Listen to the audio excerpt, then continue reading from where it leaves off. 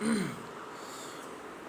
दोस्तों, स्वागत है आपका अपने यूट्यूब चैनल आरडी क्लासेस पे। मैं आपका दोस्त अजय कुमार। दोस्तों, आज फिर लेकर आ गया हूँ आपके लिए दिल्ली पुलिस के सुपर 15 क्वेश्चंस को लेकर, जिन्हें हम सॉल्व करेंगे। जो दिल्ली पुलिस का 2023 में अगले महीने एग्ज़ाम स्टार्ट होने वाला है। दोस्तों, ये जो आप देख रहे हैं ना इस स्क्रीन पर, ये 2020 में 3 दिसंबर 2020 को फर्स्ट शिफ्ट में एग्ज़ाम था, वो दोस्तों मेरी शिफ्ट वाला एग्ज़ाम था। ये जो आंसर की सॉल्व मैंने दोस्तों कराई है, ये मेरी आंसर की है। और 2020 में जो दिसंबर में एग्ज़ाम हुआ था दिल्ली पुलिस का, उसकी फर्स्ट शिफ्ट की आंसर की है दोस्तों। तो आज अपने इसे सॉल्व करने वाले हैं। आई होप दिल्ली पुलिस का जो नेक्स्ट एग्ज़ाम होने वाला है, इसका भी पैटर्न सेम ही रहेगा। ठीक है दोस्तों, चलते हैं अपने क्वेश्चन पर।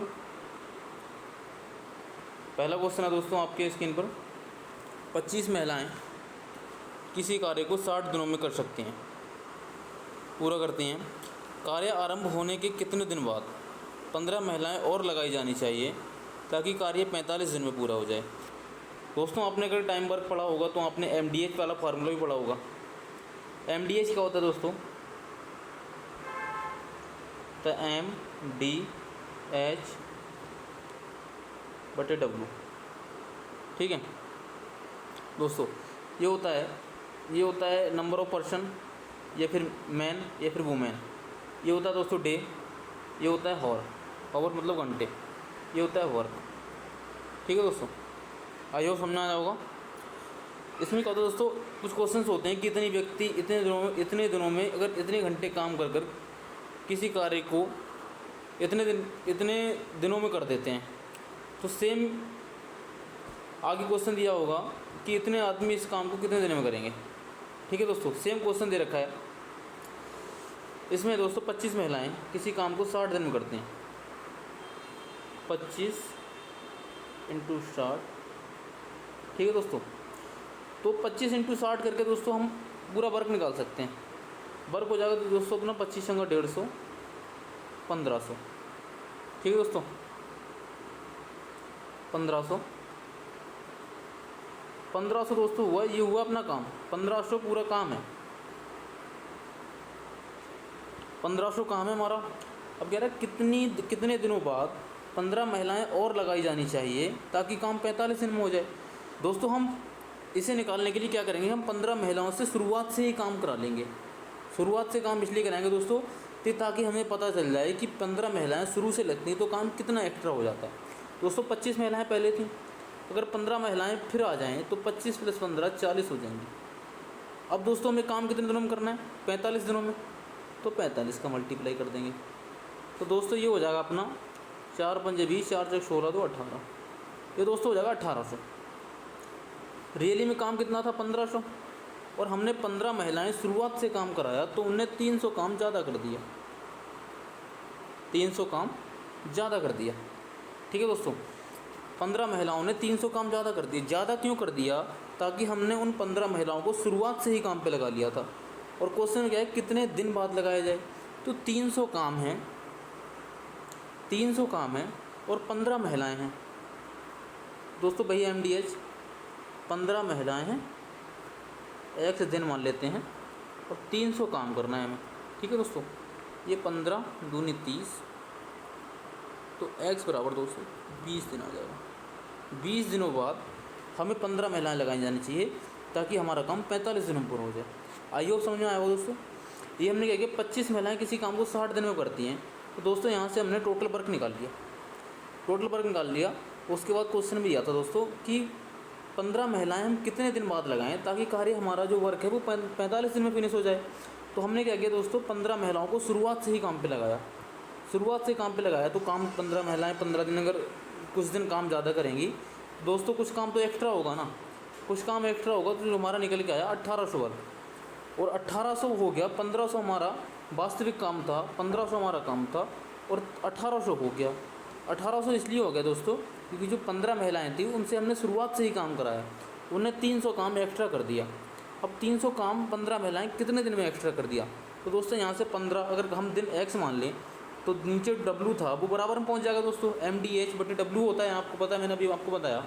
MDH में W होता है, W बराबर में पहुँच जाएगा दोस्तों, x हमने दिन मान लिए तो x जी निकल के आएगा दोस्तों 20 दिन। ठीक है दोस्तों, आई होप समझ में आया होगा।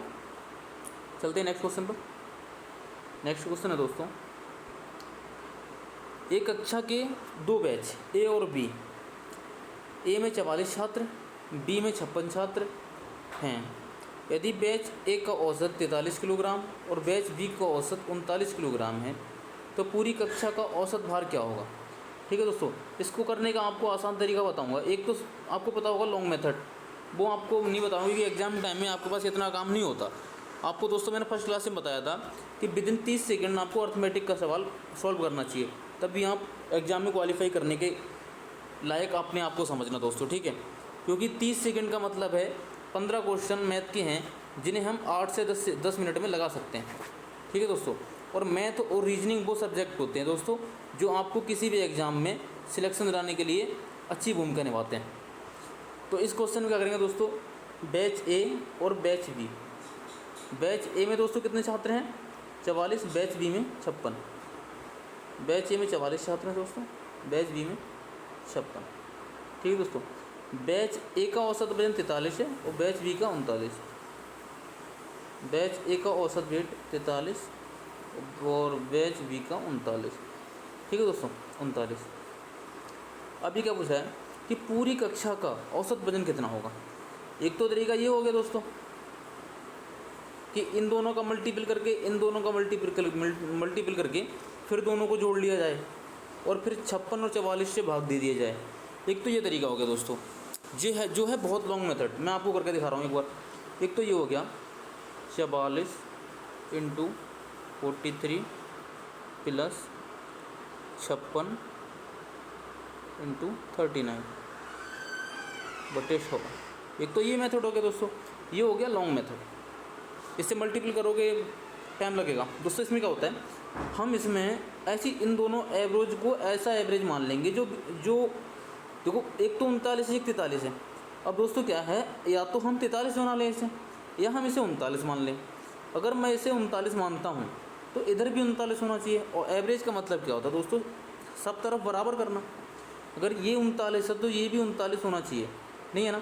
ये 39 नहीं है तो हम इसे 39 बनाएंगे या फिर ऐसी संख्या बनाएंगे जो दोनों तरफ बराबर हो जाए।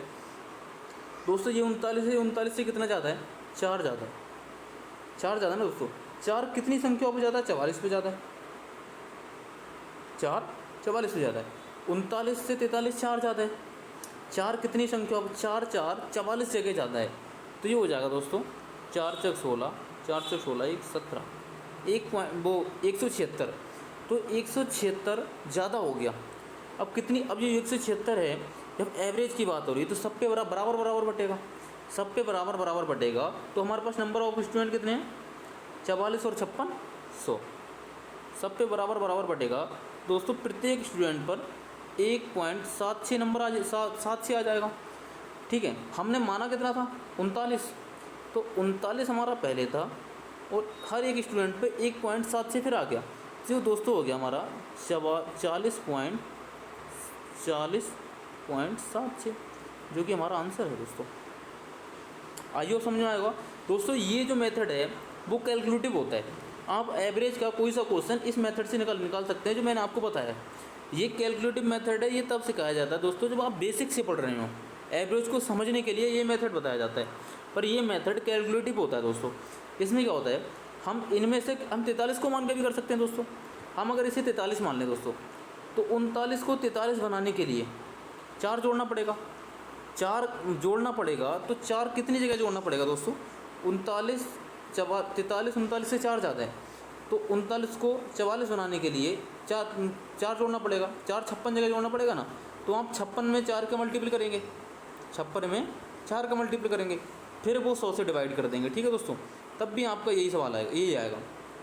पर वो यहाँ पर हमने देखो दोस्तों 44 × 4 किया था, वहाँ करेंगे दोस्तों 56 × 4। ठीक है दोस्तों, ये होगा अपना। आप 43 लेके भी कर सकते हैं, 39 लेके भी कर सकते हैं, पर वही है ना, अगर हमने 39 लेके किया तो हमने बेस 39 माना, इस 43 को हमने 39 किया। अगर हम 43 लेके करेंगे तो इस 39 को हम 43 करेंगे। ठीक है दोस्तों, यहाँ पर हमने ये 1.76 प्लस किया था और यहाँ पे जो भी निकल के आएगा उससे हम 43 में से माइनस कर देंगे। ठीक है दोस्तों, क्योंकि ये कम है। आई होप समझ में आया होगा। चलते हैं नेक्स्ट क्वेश्चन पर। नेक्स्ट क्वेश्चन है दोस्तों, ये क्वेश्चन दोस्तों जो 3 दिसंबर 2020 को एग्ज़ाम हुआ था फर्स्ट शिफ्ट में, उस शिफ्ट के जो क्वेश्चन है सारे, ये क्वेश्चन है दोस्तों 5 लीटर का कितना दशमलव भिन्न 195 ml होगा। दोस्तों आपको ये डिजिट, आपको ये यूनिट भी याद होनी चाहिए। जैसे 1 किलोग्राम में 1000 ग्राम होते हैं, वैसे ही 1 लीटर में 1000 मिलीलीटर होते हैं। ठीक है दोस्तों, तो इसमें क्या पूछा हमसे कि 5 लीटर का कितना दशमलव भिन्न 195 ml होगा, मिलीलीटर होगा। तो दोस्तों 195 दशमलव भिन्न निकालना है दोस्तों, 195 बटे 5000। 5000 दोस्तों मैंने क्यों लिखा, क्योंकि वहाँ 5 लीटर की बात हो रही थी, ऊपर मिलीलीटर दिया था तो नीचे भी मिलीलीटर बनाना पड़ेगा दोस्तों, ये इससे कट जाएगा। तो ये दोस्तों आएगा अपना 5 नहीं 15, 5 नहीं 45, 5 एकम 5, नीचे 1000 हो जाएगा दोस्तों। तो ये हो जाएगा 39 बटे 1000। तो दोस्तों 3 जीरो हैं तो 3 संख्याओं के बाद पॉइंट लगाएंगे, पर हमारे पास 2 संख्या हैं। किसी भी संख्या के आगे जीरो लगाने से उस संख्या पर कोई फ़र्क नहीं पड़ता। 3 संख्याओं के बाद पॉइंट लग गया तो हो जाएगा 0.039। ये अपना आंसर हो जाएगा दोस्तों, जो दे रखा है ऑप्शन नंबर 1 0.039। आई होप समझ में आएगा दोस्तों। चलते हैं नेक्स्ट क्वेश्चन पर। नेक्स्ट क्वेश्चन है दोस्तों इस क्वेश्चन को करने का आपको एक आसान तरीका बताऊंगा। इस क्वेश्चन में क्या होता है दोस्तों, अगर रेट वो टाइमिंग ठीक दी है 2 साल 3 साल 4 साल, तब तो हर कोई कर लेता है। टाइमिंग अगर ठीक दी है तो सब कर लेते हैं, पर टाइमिंग का अगर इशू हो गया, जैसे 2 सही, इसमें दे रखा है 2 सही 2/3, 5 सही 3/2, अगर इस प्रकार की टाइमिंग दी है दोस्तों, तो उस प्रकार उसमें चक्रवृद्धि ब्याज के सवाल को, कंपाउंड इंटरेस्ट के क्वेश्चंस को कैसे सॉल्व करेंगे, इसमें मैं आपको बताऊंगा दोस्तों। इसमें क्या दे रखा है, ब्याज की गणना वार्षिक चक्रवृद्धि के आधार पर किए जाने पर किसी निश्चित धनराशि पर 2 सही 2/3 वर्षों के लिए 15% वार्षिक चक्रवृद्धि ब्याज 90-95 है, तो मूलधन ज्ञात कीजिए। दोस्तों इस सवाल क्या करेंगे दोस्तों, मैंने पिछली क्लास में बताया था रेट क्या है 15% दोस्तों, 15% रेट है। 15% का मतलब क्या है दोस्तों, 115/100, मतलब 100 से 115, 100 से 115। इससे दोस्तों सॉल्व करेंगे, 5 दूनी 10, 5 दूनी 10, 5 3 15, मतलब 20 से 30, 20 से 23 हो रही है। ठीक है दोस्तों, 20 से 23 हो रही है, तो इसे हम 20 से 23 लिख सकते हैं। दोस्तों पहले साल में क्या हो रहा है, 2 साल तो इक्वल है, 2 साल तो ठीक है, तो दूसरे साल भी 20 से 23 होगी दोस्तों। अब आई तीसरे साल की बात है, हमारे पास तीसरा साल पूरा नहीं है, उसका 2 सही 2/3 है, वो उसका है तीसरे साल का 2/3 है। तो एक साल में दोस्तों 12 महीने होते हैं ना, एक साल में अगर 12 महीने होते हैं तो उसका 2/3 मतलब कि 8 महीने। उसने तीसरे साल में 12 महीने का ब्याज नहीं लिया, उसने 8 महीने का ब्याज लिया। अब दोस्तों 8 महीने का रेट ऑफ इंटरेस्ट क्या होगा, 8 महीने का रेट ऑफ इंटरेस्ट 15% नहीं होगा दोस्तों। जो दोस्तों 15% वार्षिक रेट है, वो अगर 12 महीने में, वार्षिक का मतलब बताओ दोस्तों 12 महीने, अगर 12 महीने में रेट ऑफ इंटरेस्ट 15% है तो 8 महीने में रेट ऑफ इंटरेस्ट क्या होगी दोस्तों। अगर 15% रेट ऑफ इंटरेस्ट 12 महीने में है तो 8 महीने में रेट ऑफ इंटरेस्ट हम दोस्तों निकाल सकते हैं यहाँ से। ये 4 दूनी 8, 4 3 12 और 3 पंजे 15, ये हो जाएगी दोस्तों 10। इसका मतलब 10% रेट ऑफ इंटरेस्ट हो जाएगी। 10% का मतलब होता है 10 से 11, 10 से, आई होप ये आपको समझ में आता होगा। 10 से 11 कैसे हो गया, 20 से 23 कैसे होगा, ये आपको समझ में आता होगा। नहीं आ रहा मैं भी आपको क्लियर कर दूंगा। ठीक है दोस्तों ये समझ में आया आपके। इसमें क्या होता है दोस्तों, अगर वार्षिक रेट का मतलब होता है 12 महीने में जो रेट दी जा रही है वार्षिक रेट, अर्धवार्षिक का मतलब होता है 6 महीने में जो रेट दी जा रही है, जो रेट ऑफ इंटरेस्ट है। क्वार्टर का मतलब होता है जो 3 महीने में दिया जा रहा है, क्वार्टरली होती है रेट। दोस्तों इसमें क्या है, अगर 12 महीने में 15% का ब्याज मिल रहा है, 12 महीने में 15% का ब्याज मिल रहा है, तो दोस्तों जो तीसरे साल में हमें तीसरा साल के पूरे साल का ब्याज नहीं लेना, हमें 2/3 का ब्याज लेना है। 2/3 का ब्याज लेना है तो दोस्तों 12 महीने का 2/3 8 होगा। तो 12 महीने में 15% का ब्याज मिल रहा है, तो 8 महीने में 10% का ब्याज मिलेगा दोस्तों। 10% का ब्याज मिलेगा तो हमने उसको 10 से 11 ऐसे लिखा दोस्तों। अभी आपको बता रहा हूँ दोस्तों, जैसे कि 10% का ब्याज मिल रहा है तो वो संगत 100 में 10% जोड़ेंगे 110 हो जाएगा। 100 से 110 हो रही है तो ये होगी 100। तो ये अपना हो गया मूलधन। मूलधन दोस्तों कॉस्ट प्राइस, ये हो गया अपना मिश्रधन। मिश्रधन का मतलब होता है दोस्तों कॉस्ट प्राइस प्लस इंटरेस्ट, मतलब कि मूलधन और ब्याज को जोड़ के जो बनता है वो होता है दोस्तों मिश्रधन। तो ये संख्या अगर 10% का ब्याज लिया जाएगा तो 10 से 11 हो जाएगी दोस्तों। ऐसे ही सेम इसमें दोस्तों अगर 15% का ब्याज लिया जाएगा दोस्तों तो ये हो जाएगी 15% का ब्याज लिया जाएगा तो दोस्तों 115/100 हो जाएगा। 115/100 क्योंकि 15% का ब्याज लिया जा रहा है तो दोस्तों हो जाएगा 5 दूनी 10, 5 3 15 और 5 दूनी 10। और ये तो मूलधन हो गया दोस्तों और ये हो गया मिश्रधन। तो 20 से 23 हो जाएगी। ठीक है दोस्तों। अब इसमें क्या करना होता है दोस्तों, अब इन तीनों संख्याओं को मल्टीपल करते हैं और इन तीनों को मल्टीपल करते हैं तो ये हो जाएगा दोस्तों 4000। ये हो जाएगा दोस्तों 23 529 इंटू 11। ये 11 9 99 9 11 दूनी 22 9 31 3 11 5 55 3 58। ये हो गया दोस्तों 58 19। ये 4000। ये मैंने आपको बताया दोस्तों इधर वाला जो होता है वो होता है मूलधन और ये होता है मिश्रधन, मतलब कॉस्ट प्राइस प्लस इंटरेस्ट।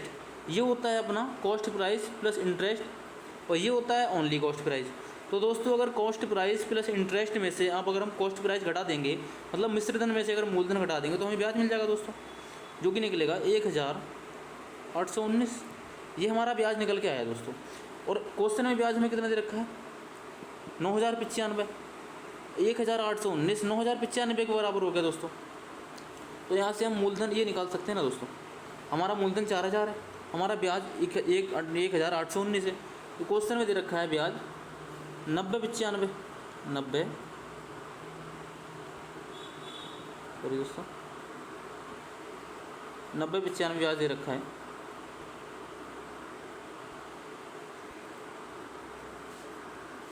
नब्बे 95 हमारा 1819 के बराबर है। तो दोस्तों हमारा मूलधन कितना था, मूलधन है दोस्तों 4000। तो हम 4000 की वैल्यू निकाल देंगे इंटू 4000। दोस्तों ये 5 बार में कटेगा। 5 बार में दोस्तों मैंने इसलिए काट दिया क्योंकि मेरे को दिखाई दे रहा है 18 पंजे 90 19 पंजे 95। ठीक है दोस्तों, तो 5 बार में पूरा कट गया तो ये हो जाएगा दोस्तों 5 चौक 20।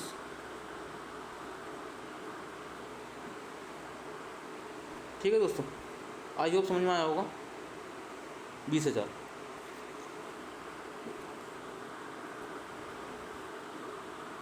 ये 20,000 हो जाएगा दोस्तों। ठीक है, आई होप समझ में आया होगा दोस्तों। एक बार फिर से क्लियर कर रहा हूँ। कंपाउंड इंटरेस्ट के सवाल में क्या होता है दोस्तों, अगर रेट ऑफ इंटरेस्ट जितना है उसका रेशियो में डिवाइड करते हैं दोस्तों, रेशियो में बांटते हैं। ये 20 से 23 हो रहा था पहले साल में, दूसरे साल में 20 से 23 हो रहा था, तीसरे साल में हमें पूरे साल का नहीं लेना था, हमें 2/3 साल का लेना था। तो एक साल का 2/3 निकाला दोस्तों हमने, तो हमारा निकल गया है 8 महीने। तो एक अगर पूरे साल का 12 महीने का ब्याज 15% था तो 8 महीने के ब्याज हमें 10% निकला। 10% निकला मतलब 10 से 11 हो रहा है। इन तीनों का मल्टीप्लिकेशन किया तो हमारा 4000 आया, इन तीनों का मल्टीप्लिकेशन किया तो हमारा 5819 आया। दोस्तों ये होता है मूलधन और ये होता है मिश्रधन। तो मूलधन मिश्रधन में से मूलधन हटाया तो हमारा ब्याज निकल के आया। ब्याज हमें दोस्तों क्वेश्चन में दे रखा था 1995, तो हमने 1819 को 1995 के बराबर रख दिया और 4000 की वैल्यू निकाल दी जो कि हमारा मूलधन था। आइए समझ में आया दोस्तों। चलते हैं नेक्स्ट क्वेश्चन पर। नेक्स्ट क्वेश्चन दे रखा है दोस्तों, एक निश्चित धनराशि 5% वार्षिक ब्याज की दर पर 4 वर्षों के लिए, 4% वार्षिक ब्याज की दर पर 8 वर्षों के लिए और 7% वार्षिक ब्याज की दर पर 12 वर्षों से अधिक के लिए ऋण स्वरूप दी जाती है। यदि 15 वर्ष की अवधि के लिए प्राप्त साधारण ब्याज 43,800 रुपये है तो वो धनराशि याद कीजिए। दोस्तों पता क्वेश्चन को करने से पहले क्वेश्चन समझ में आना चाहिए, क्वेश्चन को आराम से पढ़ना चाहिए।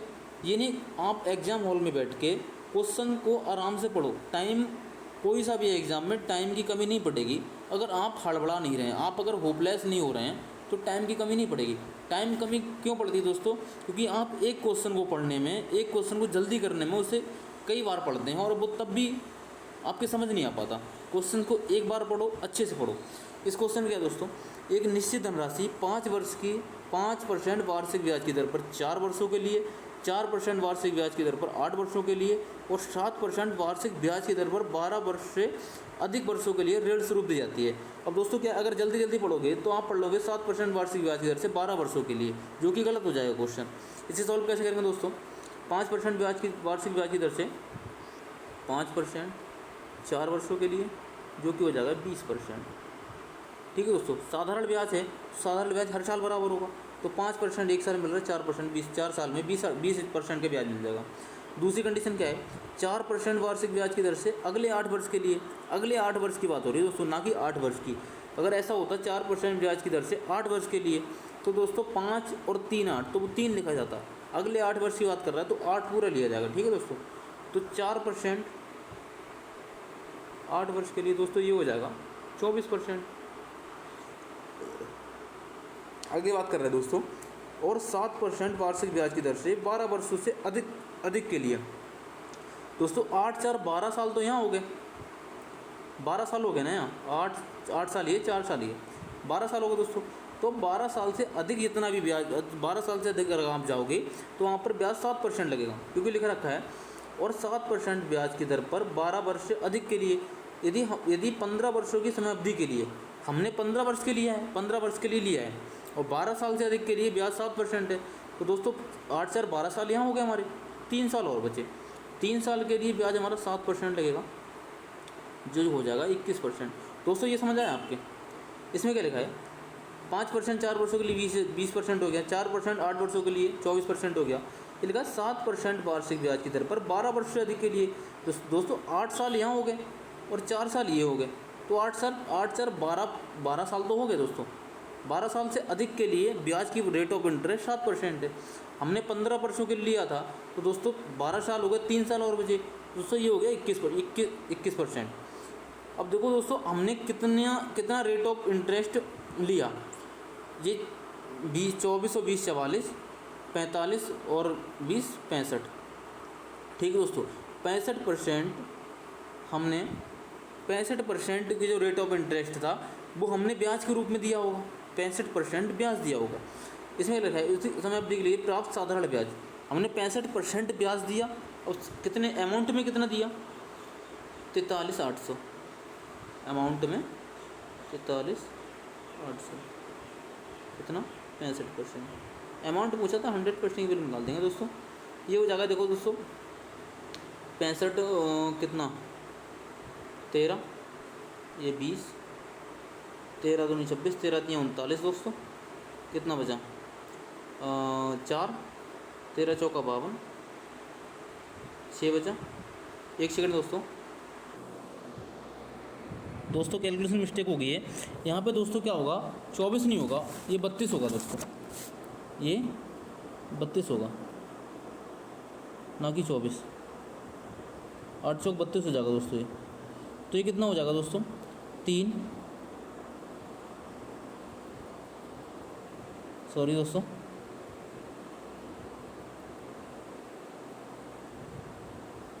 ये हो जाएगा दोस्तों 3 और 3 2 5 2 7 73 दोस्तों, ये हो जाएगा 73%। ठीक है, अब क्या दे रखा है हमें, और यहाँ पे देख रखा है अमाउंट 43,800, 43,800 ये हो जाएगा 73 के बराबर।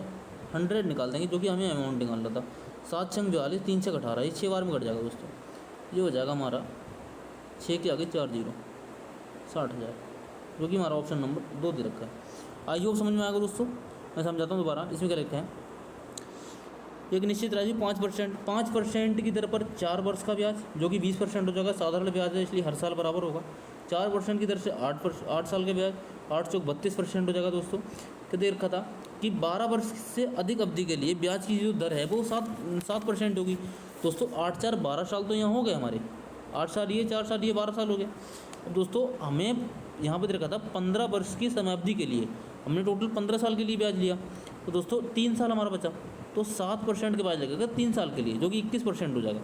यहाँ से दोस्तों हमने परसेंटेज में कितना ब्याज दिया, परसेंटेज में दोस्तों हमने 73% का ब्याज दिया, अमाउंट में हमने 43,800 के ब्याज दिया।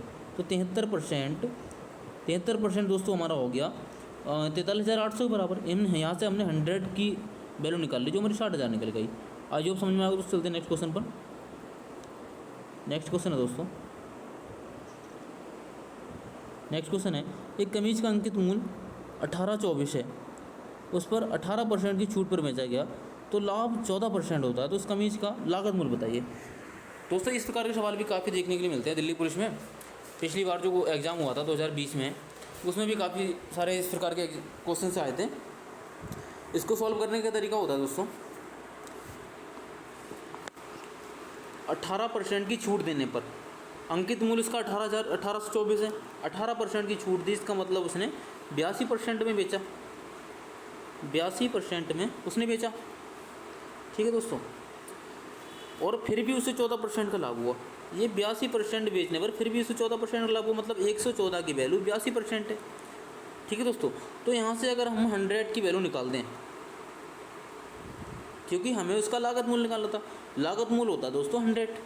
मैं आपको एक्सप्लेन करूँगा, ठीक है दोस्तों। ये अब यहाँ से सॉल्व करेंगे दोस्तों, इसे ये हो जाएगा अपना 41, ये हो जाएगा 2 पंजे 10 और 2 सत्ते 14, 57, ठीक है दोस्तों। 41 और 57, 41 57, ये हो जाएगा दोस्तों 41,00,57।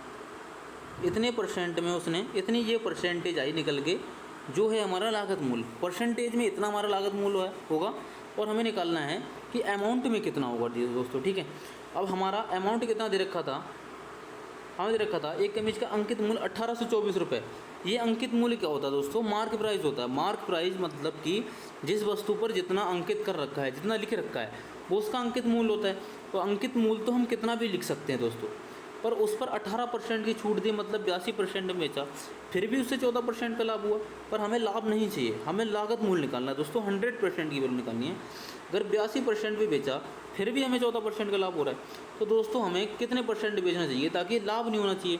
तो दोस्तों ये वैल्यू जो है, ये वैल्यू है, अगर हम इस वैल्यू पर बेचेंगे तो हमें कोई लाभ नहीं होगा, हमें 100% वस्तु का लागत मूल्य मिलेगा, ठीक है दोस्तों। ये हमने कैसे किया, 82% की वैल्यू, 114 की वैल्यू 82% रखी और 100% की वैल्यू निकाली, क्योंकि 100% हमारा लागत मूल्य होता है। तो दोस्तों मैंने निकल के आया 41,00,57%। तो दोस्तों अगर 1824 का 41,00,57% निकालेंगे तो हमारा 100% निकल के आएगा, जो कि लागत मूल्य 1824 गुणा 41,00,57, ठीक है दोस्तों। इसे सॉल्व करेंगे, ये हो जाएगा दोस्तों 19 निम्मा 171 और कितना बचा 9 2 11, 19 छंगा 114, 96 हो गया। ये 19 3 57 हो गया दोस्तों, ठीक है। 3 3 9 और 3 दूनी 6, ये 32 और 41, जो है दोस्तों 32। दोस्तों ये 100 की वैल्यू है और इसकी वैल्यू में निकाल लेते हैं, ये 00 कट जाएगा दोस्तों। ये 32 गुणा 41, ये निकल के आएगा दोस्तों। अब यहाँ से हमें पता चल रहा है यूनिट डिजिट 2 एकम 2। तो यूनिट डिजिट दोस्तों हमें यहाँ पर 2 दिखाई दे रही हैं, एक तो 1512, एक 1312। तो हम दोस्तों अगर हमारे पास टाइम कम है तो यहाँ पर 50-50 खेल सकते हैं दोस्तों। तो ये हो जाएगा 32 एकम 32, हाँ से 3 हो गया। अब 32 चौका कितना होता है दोस्तों, 30 चौका 120 और 2 चौका 8, मतलब 128, 128 3 131, जो कि हमारा ऑप्शन है, ऑप्शन नंबर 4। आइए समझ में आएगा दोस्तों, एक बार फिर से क्लियर कर देता हूँ दोस्तों। क्या होता है, अगर हमें अंकित मूल्य दे रखा है 1824, ठीक है दोस्तों, अंकित मूल्य पर 18% की छूट दी, फिर भी हमें 82%, फिर भी हमें 14% का लाभ हुआ। तो हमें और छूट देनी चाहिए थी ताकि हमें 14% का लाभ ना हो, हमें लागत मूल्य मिल जाए। तो दोस्तों अगर 82 114% के बराबर है तो 100% की वैल्यू निकाल लेंगे दोस्तों यहाँ से हम, जो कि निकल के आएगी 4100/57। मतलब कि हम 4100/57% में बेचे तो हमें ना तो लाभ होगा ना ही हानि होगी, हमें लागत मूल्य मिल जाएगा। तो दोस्तों अंकित मूल्य का हमने 4100/57% निकाला, तो यहाँ से कैलकुलेट किया, जो निकल के आया हमारा 1312। आइए समझ में आया होगा। चलते हैं नेक्स्ट क्वेश्चन पे दोस्तों। नेक्स्ट क्वेश्चन आपकी स्क्रीन पर,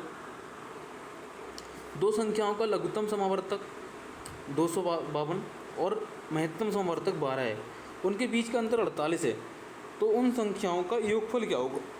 योगफल क्या होगा? दोस्तों इस प्रकार क्वेश्चन क्या होता है, कैलकुलेटिव होते हैं, मेंटली कैलकुलेशन करनी पड़ती है। ठीक है दोस्तों। लघुत्तम समावर्तक क्या होता है दोस्तों? एलसीएम। एलसीएम जो है दोस्तों हमारा 252, और एचसीएफ क्या है दोस्तों हमारा 12। एचसीएफ 12। अब दोस्तों क्या है इसमें, उनका अंतर दोस्तों दे रखा है 48, उनका अंतर 48। दोस्तों एलसीएम क्या होता है, वह छोटी से छोटी संख्या जो दी गई दोनों संख्याओं से पूर्णतः विभाज्य हो, पूर्णतः विभाज्य हो।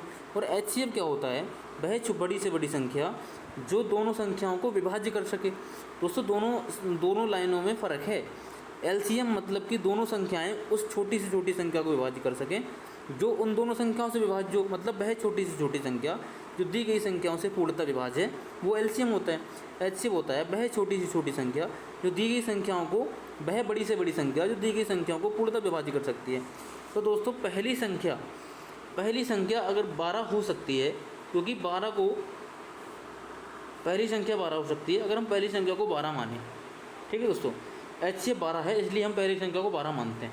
और 48 का डिफरेंट है, अगर 48 का डिफरेंट कैसे होगा दोस्तों? 60।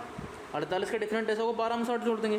तो दोस्तों इसमें क्या हुआ, इसमें क्या हुआ दोस्तों, देखो 12 से 252 डिवाइड नहीं हो रहा, इसका मतलब 12 हमारा सही, 12 जो हमने लिया है वो गलत है। तो दोस्तों क्या करेंगे, हम 24 लेंगे। 12 दूनी 24 होता है। ठीक है दोस्तों, एलसीएम का दोगुना एचसीएफ का दोगुना ले सकते हैं। तो 24 में 48 जोड़ेंगे तो दोस्तों हो जाएगा हमारा कितना, 72। ठीक है दोस्तों, 72 हो गया ये। ठीक है, इसमें क्या 72, अब देखो 24 से डिवाइड है 252, एलसीएम दी गई संख्या से डिवाइड होगा, 24 से डिवाइड नहीं है। अब लेंगे दोस्तों 36, और ये कितना हो जाएगा 4 और 8। देखो 36 से 252 डिवाइड है दोस्तों, 12 3 36, 12 दूनी 24, 12 एकम 12 और 3 चौक 12। ठीक है दोस्तों, 84 से भी 252 डिवाइड है। कैसे दोस्तों, क्योंकि 8 3 24 और 4 3 12, यहाँ से डिवाइड कैसे करते हैं दोस्तों? तो 36 से अगर 252 को डिवाइड करना है तो हम एक एक डिजिट करके डिवाइड कर सकते हैं। ये 3 8 24, अगर 3 8 बार काट रहा है तो 6 भी 8 बार काटना चाहिए। तो 6 8 3 8 24, और एक सेकंड दोस्तों, 3 8 24, 6 8 48, ये नहीं, 3 7 21 और 6 7 42, 3 7 21 दोस्तों, 4 बचा और 6 7 42, मतलब कि 36 252 को 7 बार में काट देगा।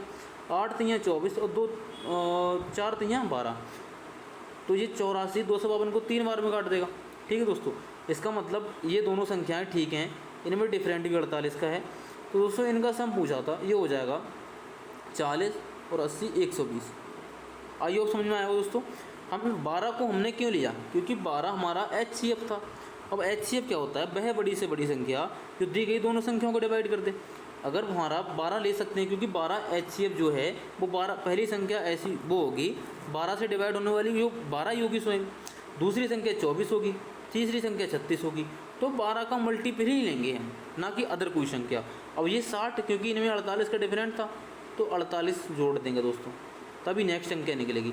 यहाँ से हम दोस्तों दोनों संख्या फाइंड कर सकते हैं और क्वेश्चन सॉल्व कर सकते हैं। आइए समझ में आएगा दोस्तों। चलते हैं नेक्स्ट क्वेश्चन पर। नेक्स्ट क्वेश्चन है दोस्तों, एक इसी काम को 45 दिन में कर सकता है। इस प्रकार के सवाल भी दोस्तों काफ़ी देखने को मिलते हैं, और वह 30 दिन तक काम करता है। ए अगर 45 दिन में पूरा काम कर सकता है, उसने 30 दिन तक काम को किया, तो ए का जो काम बचा 15 दिन का बच गया। ठीक है दोस्तों, फिर काम छोड़ देता है, बी शेष काम को 5 दिन में पूरा कर देता है। तो बी अकेले पूरे काम को कितने दिन में करेगा? ठीक है दोस्तों, या एक तो इसका तरीका है दोस्तों, एक काम को 45 दिन में कर सकता है। ठीक है दोस्तों, उसने 30 दिन काम किया, फिर छोड़ के चला गया, फिर बी आ गया, बी ने बचे हुए काम को 5 दिन में कर दिया, बी ने बचे हुए काम को 5 दिन में कर दिया। ठीक है दोस्तों, तो बी पूरे काम को इतने दिनों में कर देगा। ए के 30 दिन का काम, एक सेकंड दोस्तों, ए के 30 दिन का काम, ए के 30 दिन का काम बी 5 दिन में कर रहा है। ए के 30 दिन का काम बी 5 दिन में कर रहा है, तो ए के 45 दिन का काम बी कितने दिन में करेगा? ये दोस्तों 5 ने 45, ए के 30 दिन का काम, एक सेकंड दोस्तों,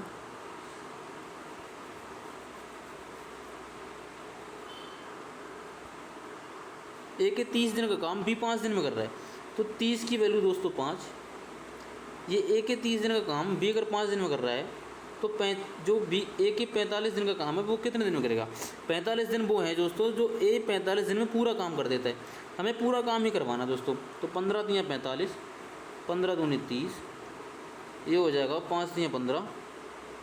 एक सेकंड दोस्तों, मिस्टेक हो रही कहीं ना कहीं दोस्तों। इसमें क्या है, ए ने 30 दिन काम कर दिया, तो ए का 15 दिन का काम बचा, जो कि बी ने 5 दिन में कर दिया। ए के 15 दिन का काम बी ने 5 दिन में कर दिया, तो ए के 45 दिन का काम बी कितने दिनों में करेगा? 5 या 15 दिनों में। हमने 45 दिन इसलिए लिया क्योंकि ए 45 दिन में पूरा काम कर देता था। ये तो है दोस्तों इसका इजी मेथड। अब आपको लॉन्ग मेथड भी इसका बताऊंगा मैं। ए एक काम को पूरे 45 दिनों में कर सकता था, उसने 30 दिन तक काम किया, तो ए के 15 दिन का काम बचा, जो बी ने सिर्फ 5 दिन में कर दिया। ए के 15 दिन का काम बी ने 5 दिन में कर दिया, तो ए के 45 दिन का काम बी कितने दिनों में करेगा? 15 दिन का काम 5 दिन में कर दिया, तो 45 दिन का काम 15 दिन में कर देगा। आई होप समझ में आएगा दोस्तों। इसका लॉन्ग मेथड क्या है दोस्तों, मैं आपको बताता हूँ। लॉन्ग मेथड है इसका दोस्तों, ए ने 30 दिन में काम कर दिया, 30 दिन का तक काम किया, ए का 15 दिन का काम बचा, जो कि बी ने 5 दिन में कर दिया। मतलब ए उस काम को 15 दिन में कर सकता है, बी उस काम को 5 दिन में कर सकता है। तो दोस्तों ये सवाल चेंज हो गया यहाँ से। इनका एलसीएम 15, 5 3 15 और 15 एकम 15, 5 3 15, ये हो गया दोस्तों 4। तो 4 हो गया दोस्तों। एक सेकंड दोस्तों, यहाँ से दोस्तों बी की एफिशिएंसी निकल के आई 3, बी की एफिशिएंसी 3 निकल के आई। अब हमें टोटल काम कितना करवाना था? 45।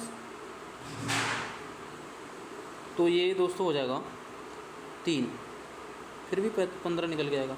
ऐसे भी कर सकते हैं दोस्तों इसे, पर वो मेथड आपका ठीक है, उस मेथड से आप इजी और जल्दी कर सकते हैं। चलते हैं नेक्स्ट क्वेश्चन में दोस्तों। नेक्स्ट क्वेश्चन है दोस्तों, एक दुकानदार 1000 किलोग्राम चावल खरीदकर उसका 1/10% लाभ पर और शेष भाग 20% की हानि पर, पूरे लेन देन में से 11% की हानि हुई, तो चावल की कितनी प्रतिशत मात्रा 20% की हानि पर बेची गई? ये दोस्तों देख के समझ में आ रहा है कि इसमें एलिगेशन दे रखा है, एलिगेशन लगेगा। देखो दोस्तों 1/10% के लाभ पर इसमें एलिगेशन लगाने का तरीका होता है, ये अगर एक पार्ट है, ये दूसरा भाग है, इस पर लाभ हो रहा है तो हम दोस्तों इसे प्लस कर लेंगे, इस पर हानि हो रही है तो इसको माइनस कर लेंगे। इस पर कितना लाभ हो रहा है दोस्तों? 10%, और इस पर कितनी हानि हो रही है? 20%। 20%। ओवरऑल कितनी हानि हो रही है दोस्तों? 11%। ये हानि हो रही है तो माइनस कर देंगे। तो दोस्तों इसमें क्या होता है, हानि अगर एक तरफ लाभ दिया हो, एक तरफ हानि दी हो, ओवरऑल हानि दी हो, तो दोस्तों हानि से घट जाएगी दोस्तों। तो ये कितना हो जाएगा? 9, और ये कितना हो जाएगा? 1। ठीक है दोस्तों, ये 9 और ये 1, ये 1 नहीं दोस्तों, ये हो जाएगा 21। देखो दोस्तों सेम घट जाते हैं और अपोजिट मिल जुड़ जाते हैं। तो ये कितना हो जाएगा दोस्तों? कितना? 30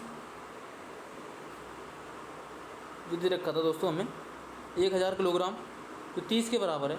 हमें निकालना था जो 20% की हानि पर बेची गई जो मात्रा है चावल की, वो निकालनी थी। वो मात्रा कितनी है दोस्तों? 21। हमें 21 की वैल्यू निकालनी थी, मल्टीपल 21। तो ये हो जाएगा दोस्तों 3 7 21 बराबर 700। आई होप समझ में आएगा दोस्तों। एक बार फिर समझाता हूँ। 1000 किलोग्राम चावल खरीदे दोस्तों, 10% लाभ पर बेचा, एक हिस्सा 20% हानि पर बेचा और ओवरऑल 11% की हानि हुई। तो दोस्तों जो सेम होते हैं वो आपस में घट जाते हैं। जैसे 20% की हानि थी, ओवरऑल 11% की हानि थी, तो दोस्तों ये तो आपस में घट जाएंगे और जो अपोजिट होते हैं दोस्तों वो आपस में जुड़ जाएंगे। तो ये हो गया दोस्तों 21, ये हो गया 9। तो ओवरऑल कितना होगा दोस्तों? 21 और 9 30। हमें ओवरऑल दे रखा था 1000 किलोग्राम, 30 1000 के इक्वल हो गया और 20% की हानि पर बेचे गए चावलों की क्वांटिटी निकालनी थी। तो 21 की वैल्यू निकाली, जो निकली दोस्तों हमारा 700 किलोग्राम। आई होप समझ में आएगा दोस्तों। चलते हैं नेक्स्ट क्वेश्चन पर। नेक्स्ट क्वेश्चन है दोस्तों आपके सामने। इसमें लिखा है दोस्तों, एक प्रायोगिक क्षेत्र में निश्चित जीवाणु की संख्या पहले वर्ष 10% बढ़ी, दूसरे वर्ष 8% बढ़ी, तीसरे वर्ष 10% घट गई। वर्तमान में प्रायोगिक क्षेत्र में जीवाणु की संख्या 21,384 है। तो आरंभ में जीवाणु की संख्या क्या थी? मान लो दोस्तों आरंभ में जीवाणु की संख्या x थी। पहले वर्ष क्या हुआ दोस्तों? 10% बढ़ी। 10% बढ़ी का मतलब होता है दोस्तों, जो मैंने पीछे बताया था, 10 से 11 होगी दोस्तों। दूसरे वर्ष क्या हुआ दोस्तों? 8% बढ़ी। 8% बढ़ी मतलब 108। 8% बढ़ी मतलब 108। 100 से 108 हुई, तो इसे डिवाइड करेंगे दोस्तों, 2 पंजे 10 और 2 चौक 8।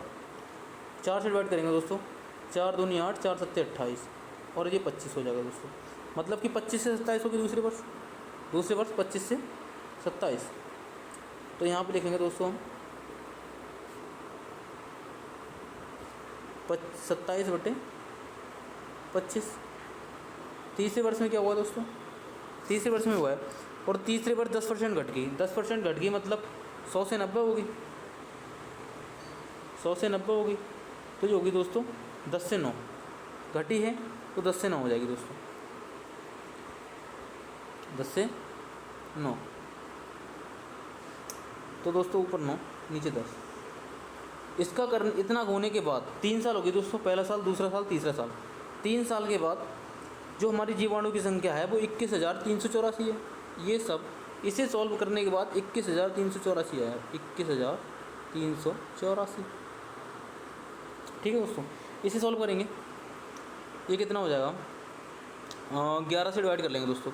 11 एकम 11, 10 बचा, 11 नियम 99, 4 बजे, 11 चौक 44 और 11 चौक 44। ये 11 से कटेगा दोस्तों। अब कितना बचा? 1944। अब दोस्तों में से 9 से डिवाइड कर लेंगे। 9 दूनी 18, 9 दूनी 18, 1 बचा, 9 एकम 9 और 5, 9 छक 54, 216, ठीक है दोस्तों। ऊपर 27, 27 से कितनी बार में कट रहा है ये? 7 8 56, मतलब यूनिट डिजिट 8 बार मल्टीपल करने मिल रही है। 2 8 16 और 7 8 56, 27 से 8 बार में कट जाएगा दोस्तों, ठीक है। 27 से 8 बार में कटेगा। ये मैंने ऐसे देख लिया दोस्तों, देखो 7 8 56, अगर 7 में हम 8 की गुणा करेंगे तब यूनिट डिजिट हमें 6 मिल पाएगा, क्योंकि लास्ट टाइम यूनिट डिजिट था। हमने अगर 2 8 16 मतलब 21 में से अगर 16 चले गए, 5 बचे मतलब 56 हो गया और 7 8 56, जब 7 से 8 बार में कट गया, 7 8 56, यहाँ पे 8 आया। तो दोस्तों ओवरऑल हमारा कितना बचा? x, ऊपर तो कुछ नहीं बचा दोस्तों, गुणा 1/10 गुणा 1/25 गुणा 1/10 बराबर में बचा दोस्तों हमारा 8, ठीक है दोस्तों। ये हो जाएगा दोस्तों हमारा 2500। ये इसके मल्टीपल में पहुँच जाएगा दोस्तों, तो 25 गुणा 10 गुणा 10 गुणा 8, ये हो जाएगा दोस्तों 25 8 200, 200 के आगे 00 और ये हो जाएगा दोस्तों हमारा आंसर। आई होप समझ में आएगा दोस्तों। जीवाणु की संख्या हमने स्टार्टिंग में x मान ली दोस्तों। पहले साल 10% बढ़ी मतलब 10 से 11, दूसरे साल बढ़ी 25 से 27, ठीक है दोस्तों। दूसरे साल बढ़ी 8%, 25 से 27 होगी। तीसरे साल 10% घटी मतलब 10 से 9 होगी। ओवरऑल तीनों वर्षों के बाद 21,384 हुई। हमने इसको 21,384 के बराबर रख दिया। हमने पहले इसे 11 से डिवाइड किया तो आया 1944, फिर हमने इसे 27 से डिवाइड किया, वो 9 से डिवाइड किया, फिर आया 216। 216 को हमने 27 से डिवाइड किया तो आया हमारा 8, ठीक है दोस्तों। ऊपर वाली पूरी संख्या 0 मतलब 1 होगी, इधर आया 8। x बराबर 1/10, 1/25, 1/10 बराबर 8 हो गया दोस्तों। ये इसके बराबर में है तो ये इसके मल्टीपल में हो जाएगा। दोस्तों ये मल्टीपल करने के बाद हमारा आया 20,000, जो कि हमारा ऑप्शन नंबर है 1। आइए समझ में आएगा दोस्तों। चलते हैं नेक्स्ट क्वेश्चन पर। दोस्तों अगर क्लास अच्छी लगती हो तो क्लास को लाइक करें, चैनल को सब्सक्राइब करें एंड अपने दोस्तों के साथ शेयर करें। नेक्स्ट क्वेश्चन है दोस्तों, दो संख्याएं x, y, z, दो संख्याएं x और y संख्या z से क्रमशः 18% और 30%, सॉरी दोस्तों, दो संख्याएं x और y संख्या z का क्रमशः 18% और 30% है, संख्या y x से कितना परसेंट है। दोस्तों ये क्वेश्चन होते बहुत ईजी हैं, पर इसमें क्या होता है, आप क्वेश्चन को पढ़ पा रहे हैं, कैसा समझ पा रहे हैं वो देखा जाता है। दोस्तों क्वेश्चन में क्या है, अगर आप इस क्वेश्चन को जल्दी पढ़ेंगे तो आप समझ नहीं पाएंगे। इसमें दे रखा है दोस्तों, दो संख्याएं x और y हैं, जो संख्या z का, z से नहीं दोस्तों, z का 18% और 30% है, तो संख्या y x का, y संख्या y संख्या x का कितना प्रतिशत है। दोस्तों ऐसे कैसे करेंगे, संख्या z की बात हो रही है, ये z, ये x, ये y, z संख्या से कंपेयर हो रहा है तो z को 100 मान लेंगे दोस्तों। जिस संख्या से कंपेयर होता है उस संख्या को हम 100% मान लेते हैं। दो संख्याएं x और y, x और y क्रमशः 18%, मतलब x 18% है, x जो है वो 18% है 100 का, और y 30% है 100 का। ठीक है दोस्तों। अब इसमें क्या पूछा है, संख्या y संख्या x का कितना परसेंट है। संख्या y कितनी है दोस्तों हमारी, सॉरी दोस्तों, संख्या y कितनी है दोस्तों हमारी 30। संख्या x का कितना परसेंट है 30, 18 का कितना परसेंट है। दोस्तों यहाँ भी समझने वाली बात होती है, संख्या y x का कितना परसेंट है। जो दोस्तों बात है ना, संख्या y x का कितना परसेंट है, तो जिससे कंपैरिजन हो रहा है वो नीचे रहेगा और जिसका हो रहा है वो ऊपर रहेगा। 100, ये कितना हो जाएगा दोस्तों, 6 पंजे 30 और 6 3 18, और ये हो जाएगा 500/3, ये हो जाएगा 3 एकम 3, 2 बचा 3 छक 18, फिर 2 बचा 3 छक 18, फिर 2 बचा 0.666, 166.66 अपना आंसर होगा, जो कि ऑप्शन नंबर 4 में दे रखा है। अप्रॉक्स में 100 करेक्टली आंसर होगा दोस्तों 166.66, जो कि 100। दोस्तों क्या होता है, अगर पॉइंट के बाद डिजिट पॉइंट 50 से ज़्यादा हैं तो उसे हम अगले वाले में काउंट कर लेते हैं। जैसे अगर ये होता 0.49 तो इसे एक्यूरेट आंसर 0.49 में होता। अगर 0.51 है तो दोस्तों हम इसे 0.51 को हम 1 मान सकते हैं, 1 मान लेते हैं, मान सकते नहीं मान लेते हैं। ठीक है दोस्तों, ये हो जाएगा अपना क्वेश्चन ऑप्शन नंबर 4 आंसर। आइए समझ में आएगा दोस्तों। इसमें क्या होता है, इस क्वेश्चन में क्या है दोस्तों, जिससे कंपेयर हो रहा है, जैसे दो संख्याएं x और y, संख्या z का, z से कंपेयर हो ना, z को 100 मान लेंगे, z का 18% और 30% है, मतलब x 18% है और y 30% है। 100 का 18% 30% हो गया। संख्या x का कितना परसेंट है, संख्या y x का कितना परसेंट है, 18, 30 18 का कितना परसेंट है, ये हमने कैलकुलेट करके निकाल दिया है। आई होप समझ में आएगा दोस्तों। चलते हैं नेक्स्ट क्वेश्चन पर। नेक्स्ट क्वेश्चन है दोस्तों, दो संख्याओं का योग 26, उनका अंतर 14, यदि बड़ी संख्या का 3 गुना, बड़ी संख्या का 3 गुने को छोटी संख्या से भाग दिया जाए तो भागफल क्या होगा। ठीक है दोस्तों, दो संख्याओं का योग 26, उनका अंतर 14। इस प्रकार सवाल में क्या करते हैं दोस्तों, दो संख्याओं का योग मतलब a + b बराबर 26, अंतर कितना है दोस्तों, a - b कितना है 14। ठीक है दोस्तों, पहले हम वो संख्या फाइंड कर लेंगे। संख्या फाइंड कैसे करेंगे दोस्तों, जो माइनस वाली वैल्यू है ना, आप इसको बिल्कुल ही अलग कर दो। अगर 26 में से 14 घटा देंगे हम तो दोस्तों कितना बचेगा अपना 12 वो वैल्यू होगी जो ए पे भी ए को मिलेगी और बी को बराबर मिलेगी। अब दोस्तों इन दोनों का अंतर अगर 14 है तो हम इनमें से किसी एक संख्या में 14 जोड़ देंगे, तो दोस्तों एक संख्या हमारी 6 हो जाएगी और एक संख्या हमारी 20 हो जाएगी। ये हमें दोनों संख्याएँ मिल गई। ठीक है दोस्तों, आई होप समझ में आएगा दोस्तों। इसमें क्या करते हैं, एक प्लस में वैल्यू दी हो, एक माइनस में दी हो, तो माइनस वाली वैल्यू को बड़ी वाली प्लस वाली वैल्यू से बिल्कुल ही हटा देते हैं। जो हमारा बचता है उसको आपस में बराबर बांट लें। फिर दोस्तों जो माइनस वाली वैल्यू थी वो वैल्यू किसी एक संख्या में जोड़ दें, तो दोस्तों हमारी जो संख्याएँ होती है वो निकल आती है। एक संख्या हमारी 6 और दूसरी संख्या 20। इसमें क्या दोस्तों, यदि बड़ी संख्या के 3 गुणों को छोटी संख्या से भाग दिया जाए, बड़ी संख्या का 3 गुना मतलब 20 का 3 गुना, 20 का 3 गुना, छोटी संख्या से भाग दिया जाए मतलब ये हो जाएगा दोस्तों 3 दूनी 6, ये हो जाएगा भागफल अपना आएगा 10, जो कि ऑप्शन नंबर 4 में दे रखा है। आई होप समझ में आएगा दोस्तों। चलते हैं नेक्स्ट क्वेश्चन पर। नेक्स्ट क्वेश्चन है दोस्तों, ए और बी ने प्रत्येक समान धनराशि 3 वर्षों के लिए 5% साधारण ब्याज, वार्षिक रूप से संयोजित होने वाले चक्रवृद्धि ब्याज दर पर ऋण लिया। भुगतान के समय ए ने बी से 427 रुपये अधिक देना था, मतलब जो चक्रवृद्धि ब्याज था वो साधारण ब्याज से 427 रुपये अधिक हुआ। तो बी द्वारा ऋण में ली गई धनराशि और भुगतान किया गया ब्याज दोनों निकालने हैं दोस्तों। इसमें क्या है दोस्तों, मैंने आपको पिछली वीडियो में बताया था चक्रवृद्धि ब्याज के सवाल को हम ऐसे कर सकते हैं दोस्तों। देखो रेट ऑफ इंटरेस्ट कितना है, रेट ऑफ इंटरेस्ट है दोस्तों 5%, और कितने साल की बात हो रही है दोस्तों, 3 साल की।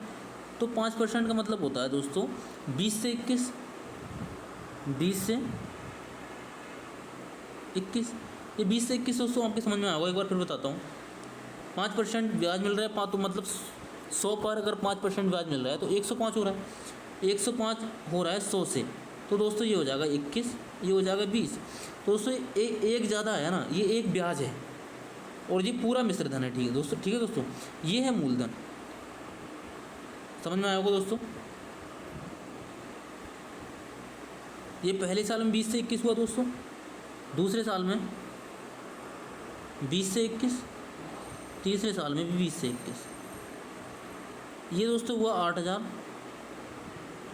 ये 21 होता है दोस्तों 429, और 21 की गुणा करने के बाद आता है 92 61, 21 का क्यूब होता है दोस्तों 92 61। ठीक है दोस्तों, तो उसमें क्या है दोस्तों 92 61 हो गया। अब देखो दोस्तों, ये तो हो गया मूलधन और ये हो गया मिश्रधन, मूलधन और मिश्रधन।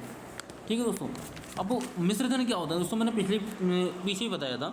मिश्रधन होता है दोस्तों मूलधन प्लस ब्याज, मूलधन प्लस ब्याज होता है मिश्रधन। और तो इसमें क्या है दोस्तों, ये 92 61, ये 8000, इसका मतलब यहाँ से हम ब्याज निकाल सकते हैं 1261, 1261 ये हमारा अमाउंट हो गया, ये ब्याज हो गया। ठीक है दोस्तों, और ये हो गया मिश्रधन। तो दोस्तों हमसे क्या पूछा था, उस संख्या वो अमाउंट कितना था और उसका ब्याज कितना था। तो दोस्तों यहाँ से देखेंगे अमाउंट जो होगा वो हमारा 8000 का डिविजिबल होगा, 8000 का डिविजिबल होगा। तो दोस्तों 8000 का डिविजिबल इसमें हमें सारे दिख रहे हैं, 8 से 48, 8 से 48, 8 7 56, तीनों ऑप्शन 8 से 4 ऑप्शन 8 से डिवाइड 8000 से डिविजिबल है। अब दूसरे हमारा ब्याज भी पूछा था, तो ब्याज से भी डिविजन होनी चाहिए। ब्याज से डिविजन होने के लिए संख्या अगर 1 है तो 1 से डिविजिबल 0 तो होगा नहीं दोस्तों, 0 तो ये दोनों ऑप्शन तो हम काट देंगे ये पे। ठीक है दोस्तों, ये बता रहा हूँ आसान करने का तरीका। अब बचा दोस्तों ये और ये ऑप्शन, क्योंकि 1 से 6 भी कर सकता है और 1 से दोस्तों 7 भी कर सकता है। तो 1261 से डिवाइड करके देख लेंगे दोस्तों, 1261 से। देखो 12 पंजे 60 और 12 छंग 72, और 12 छंग 72 मतलब 7200 हो गए अगर हम इसे 1200 माने, और 61 छंगा 6 एकम 6, 6 छंग 36 मतलब 366। ये कितना हो रहा है दोस्तों, 6 6 3 2 5 7 7566। ये भी डिविजिबल हो रहा है दोस्तों 1261 से। अब क्या करेंगे दोस्तों, इसमें ये मेथड दोस्तों फेल हो गया। अब इसमें क्या करेंगे दोस्तों, ये दे रखा था 3 वर्ष के लिए 5% साधारण ब्याज की दर से। दोस्तों साधारण ब्याज प्रत्येक साल बराबर होता है, साधारण ब्याज प्रत्येक साल बराबर होता है। तो 3 वर्ष में 5% की ब्याज दर से साधारण ब्याज 15% होगा। अमाउंट अपना क्या है दोस्तों, अमाउंट अपना जो हमने निकाला है यहाँ से वो 8000 निकाला है। 8000 जो 15% ब्याज मिला होगा वो 8000 पे मिला होगा दोस्तों, 8000 पे ब्याज मिला होगा। तो 8000 का 15% क्या होगा दोस्तों, 8000 का 15%, 8000 का 15% हो जाएगा दोस्तों 1200। ये तो हो गया दोस्तों हमारा साधारण ब्याज। चक्रवृद्धि ब्याज कितना था दोस्तों, 1261। चक्रवृद्धि ब्याज 1261, चक्रवृद्धि ब्याज था दोस्तों 1261, साधारण ब्याज हो गया 1200। अब इन दोनों का अंतर दोस्तों कितना दे रखा था हमें, 427। अंतर कितना हो रहा है दोस्तों? 61। अंतर हो रहा है 61, ये 1200, ये 1261, तो 427 61 के बराबर है दोस्तों। तो यहाँ से हम अमाउंट निकाल सकते हैं। अमाउंट हमारा कितना है? 8000। ये हो जाएगा दोस्तों 7 अट्ठे 56,000। ये तो हमारा दोस्तों निकला अमाउंट। अब दोस्तों हम यहाँ से, ये हमारा चक्रवृद्धि ब्याज है। चक्रवृद्धि ब्याज हमसे पूछा था, ये अगर एक की वैल्यू 7 है तो हम इसमें 7 का मल्टीपल कर देंगे दोस्तों। ये हो जाएगा 7 एकम 7, 7 छंग 42, 4, 7 दूनी 14, 4 18, 1 7 एकम 7 1 8, 88 27, 88 27, जो कि हमारा ऑप्शन नंबर 1 दे रखा है। आई होप समझ में आएगा दोस्तों। दोस्तों इसमें क्या किया हमने? चक्रवृद्धि ब्याज से सवाल को पकड़ा। चक्रवृद्धि ब्याज अगर 5% था तो 20 से 21, दोस्तों 3 साल की बात थी तो हमने 3 बार कैलकुलेशन कर ली, क्यूब कर लिया। क्यूब किया दोस्तों तो ये आया 8000, जो कि हमारा अमाउंट होता है। और ये आया हमारा दोस्तों 9261, जो कि हमारा मिश्रधन होता है। अमाउंट और मिश्रधन, यहाँ से दोस्तों हमने वो ब्याज निकाला, चक्रवृद्धि ब्याज, वो आया 1261। इस अमाउंट का दोस्तों हमें क्वेश्चन में दे रखा था कि 3 वर्ष का साधारण ब्याज 5% दर से, तो दोस्तों 15% हो गया। इस अमाउंट का हमने 15% दोस्तों निकाला, वो हमारा निकल के आया 1200 निकल के आया दोस्तों। तो ये साधारण ब्याज हो गया और ये चक्रवृद्धि ब्याज हो गया, ये SI और ये CI। तो दोस्तों इनके बीच का अंतर आया हमारा 61, इनके बीच का अंतर 61। तो ये साधारण ब्याज चक्रवृद्धि ब्याज के बीच का अंतर हो गया। क्वेश्चन में हमें इन दोनों के बीच का अंतर दे रखा था 427, तो 61 427 के बराबर रख दिया दोस्तों हमने। और फिर 8000 की वैल्यू निकाल ली, जो कि हमारा अमाउंट था। 8000 की वैल्यू निकाली दोस्तों 56,000। फिर हमने 1261 की वैल्यू निकाली, यहाँ से मल्टीप्लिकेशन डिवाइडेशन किया, 1 की वैल्यू 7 निकली, तो 1261 की वैल्यू दोस्तों 88 27 निकली, जो कि ऑप्शन नंबर 1 में दे रखा था। आई होप समझ में आया दोस्तों। अगर समझ में नहीं आया दोस्तों तो इसी वीडियो के डिस्क्रिप्शन में मैंने अपने व्हाट्सएप ग्रुप का लिंक दिया है, आप उसमें ज्वाइन हो सकते हैं दोस्तों। उसमें आपको रोज़ मेरी क्लास का लिंक मिलेगा और आप उसमें अपने क्यूरीज पूछ सकते हैं। मेरा नंबर भी है दोस्तों वहाँ पे, तो आप उससे डायरेक्टली कांटेक्ट हो सकते हैं, कनेक्ट हो सकते हैं। आप अपनी कोई इशू भी पूछ सकते हैं दोस्तों, दिल्ली पुलिस से लेके, तो आपको मैं वहाँ पे सॉर्ट आउट कर दूँगा। चलते हैं नेक्स्ट क्वेश्चन पर दोस्तों। नेक्स्ट क्वेश्चन है दोस्तों, एक व्यक्ति अपनी यात्रा का पहला भाग 160 किलोमीटर प्रति घंटा, दूसरा भाग 240 किलोमीटर प्रति घंटा की गति से तय किया और अपने गंतव्य तक पहुंचने में 38-40 किलोमीटर की दूरी 20 घंटे में तय कर दी। दोस्तों इसमें देखो क्या अलग अलग स्पीड दे रखी है, फिर कॉमन स्पीड दे रखी है। दोस्तों इसमें समझ में आ रहा है कि एलिगेशन लगेगा। एलिगेशन कैसे लगेगा दोस्तों? 38-40 की दूरी उसने 20 घंटे में तय किए, 20 घंटे में तय किए। तो दोस्तों उसने प्रति घंटा कितना चला? 2 एकम 2, 2 नियम 18, 2 दूनी 4, 2 दूनी 4, 192 किलोमीटर प्रति घंटा की चाल से चला वो। ओवरऑल एवरेज स्पीड इसकी निकल गई दोस्तों। पहली बार में कितना चला? 160 किलोमीटर प्रति घंटा, 160, दूसरी में 240 दोस्तों, और ओवरऑल 192। दोस्तों एलिगेशन का एक फंडा होता है। एलिगेशन दोस्तों वो फंडा है कि एलिगेशन तभी लगेगा जब एक वैल्यू मिड वैल्यू से कम हो, दूसरी वैल्यू मिड वैल्यू से ज़्यादा हो, तभी एलिगेशन लगेगा। ये दोस्तों कितना ज़्यादा है? 48। ये कितना कम है दोस्तों? 32। ये हो जाएगा दोस्तों 6 48, और नहीं दोस्तों 6 से नहीं घटेगा ये हो जाएगा दोस्तों 8 6 48 और 8 चौक 32, 2 3 6, 2 दूनी 4, ये हो जाएगा दोस्तों 3:2, 3:2। तो इसमें पूछा था दोस्तों कि जो दूसरे भाग से कितनी घंटे तक वो चला, दूसरे भाग से कितने घंटे तक चला। ओवरऑल कितने घंटे चला दोस्तों? 20 घंटे। ओवरऑल 20 घंटे चला है। तो दूसरे भाग से मतलब 2 की वैल्यू पूछ रहा है। 5 की वैल्यू दोस्तों कितनी है? 20, 3 और 2 5, 2 की मान निकालना दोस्तों। ये हो जाएगा 5 चौक 20, ये हो जाएगा 8 घंटे उसने दूसरी वाली स्पीड चला, 240 किलोमीटर प्रति घंटा की चाल से 8 घंटे चला दोस्तों। आई होप समझ में आएगा दोस्तों। यहाँ से हमने एवरेज स्पीड निकाली, ये हमने यहाँ से एवरेज स्पीड निकाली जो हमारी निकली 192 किलोमीटर प्रति घंटा। पहली स्पीड हमें 160 किलोमीटर प्रति घंटा दे रखी थी, दूसरी 240 किलोमीटर प्रति घंटा। यहाँ से दोस्तों हमने एलिगेशन निकाला, एलिगेशन से रेशियो निकालिए दोस्तों।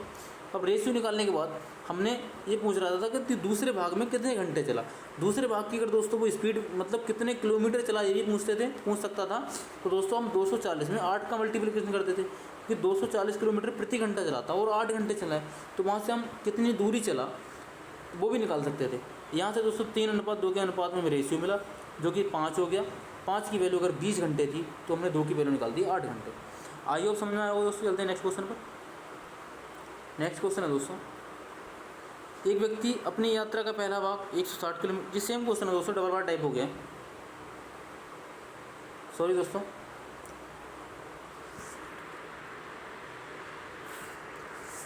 क्लास ओवर होगी दोस्तों, इतने क्वेश्चन थे अपने, 15 क्वेश्चन सॉल्व हो चुके।